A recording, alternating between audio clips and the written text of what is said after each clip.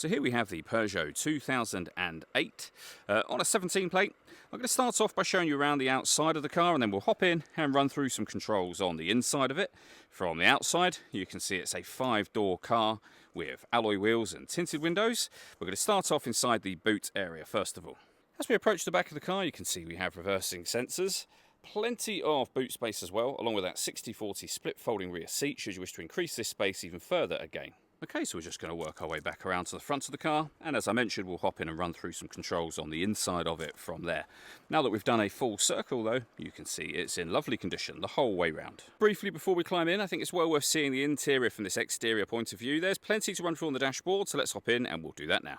Okay, now that we're inside the car, we're going to start with the dials. On the left-hand side, we have the coolant temperature gauge, followed by the rev counter, the digital readout for the speedometer, and then the main speedometer and fuel gauge on the right-hand side.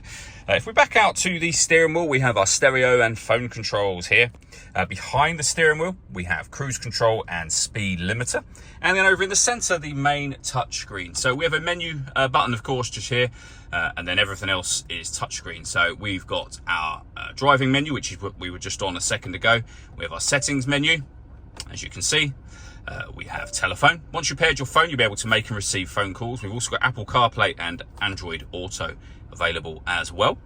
In terms of satellite navigation, you can do that via Android Auto or Apple CarPlay, of course.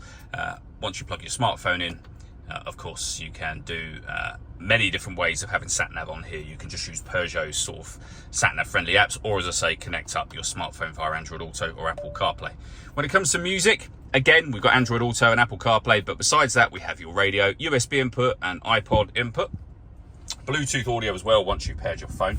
Working our way down, we have dual zone climate control. So you can adjust the passenger and driver temperature. You can increase and decrease the fan speed from there.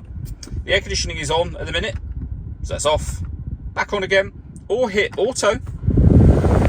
As you can hear and see, the car will take control of the fan speed and direction of the air for you to maintain those temperatures. You can manually override that whenever you wish. We have our USB input, auxiliary input, some storage, a 12-volt charging socket, 2 cup holders and a bit more storage behind that as well. We have the gear lever for the 5-speed manual gearbox, and then this dial will allow you to change the driving setup of the car depending on the weather and road conditions. All that leaves me to say is thank you for taking the time to watch this video. If you'd like to come and see the car for yourself and have a test drive, please feel free to give us a call here at Surrey Specialist Cars. We'd love to hear from you soon.